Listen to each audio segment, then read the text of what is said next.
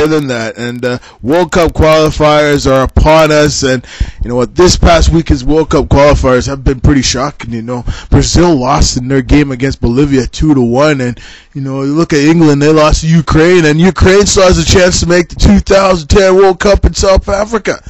Well, there's been a few teams that have already qualified for their berths to South Africa. Me and my friend, you know, the legendary co-commentator Carmen, we both watched the game, and I gotta admit, Italy surprised us all. I mean, they played good, they played amazing. They kind of let it go near the end. It was a tie game, 2-2, but Italy managed to get the 1 point they needed to qualify for the 2010 World Cup, so they don't have to go through a playoff format. Looks like Ireland looks like they might have to go through a qualifying format. And, you know, let's look at the situation now.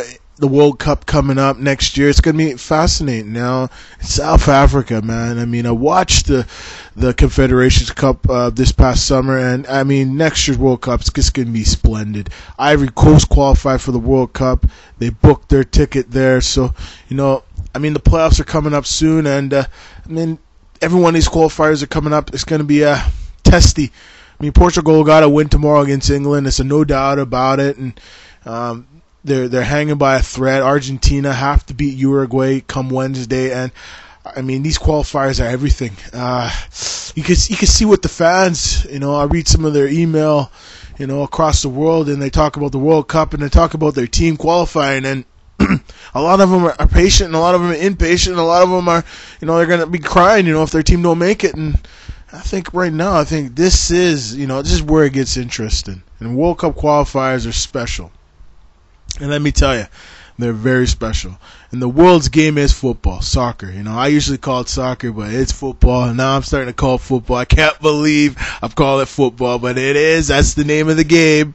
It is the world's game, and that's the proper name for it. And, you know, it is what it is, you know, and hey, I can't wait. It's going to be splendid.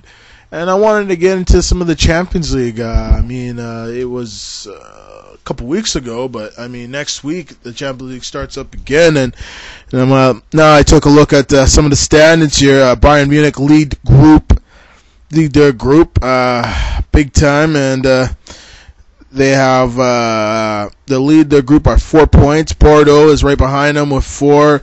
Juve has just 2 points. Maccabi Haifa from Israel only have the 2 points. And you look at Manchester United, they are cruising through their basically Group B. No problem. Wolfsburg just right behind them. You know, I think them and Wolfsburg will probably qualify. CSKA Moscow, and Besiktas. I just don't think they have enough talent, enough quality to get through into the quarterfinals of the Champions League. Okay, now we move to Group C.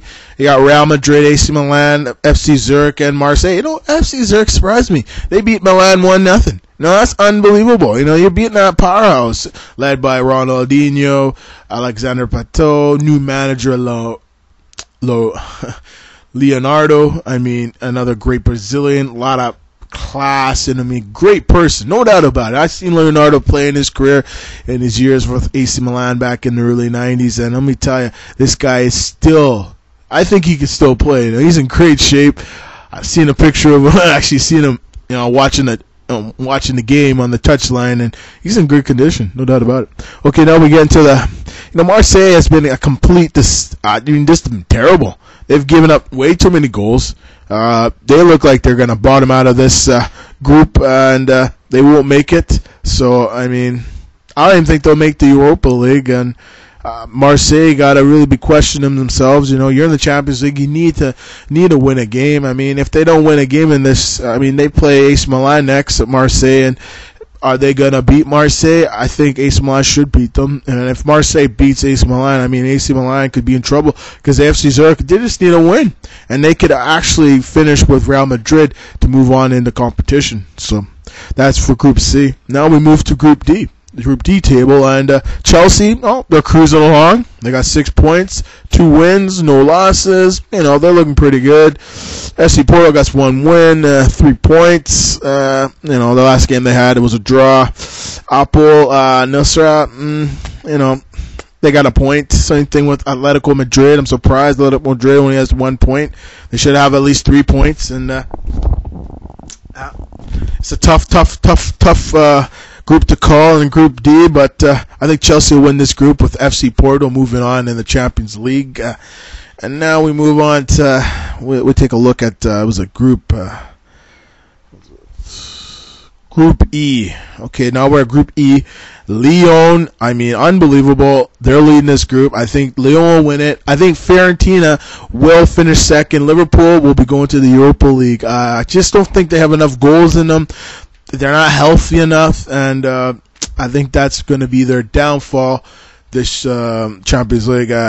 Barcelona in Group F, no problem. Dynamo Kiev, we'll see what happens. I still like Inter Milan to come out of this with Barcelona. You just don't know. Rubin Kazan, they played good last game against Inter Milan. They hold them to a point. You never know. I mean, this Russian team is very good, rich part of Russia. Rubin Kazan, it's hard to pronounce it, but it's just a sexy name, Rubin Kazan. Okay, now we move on to the Group G table, and Sevilla. I can't believe what Sevilla's done. Them and Stuttgart are gonna basically cruise through this group. I mean, Scotland's Glasgow Rangers has just been awful, and Urensa, the Romanian team, just not at the level of these type of teams, and they'll be out soon. Arsenal should win their group. Olympiacos might finish second. No, I think Standa Liga will finish second. This Belgian team looks good. Alkmaar, the Dutch team, I don't know, they're not going to go too far. Same thing with Olympiacos. I still feel Standa Liga will qualify with Arsenal.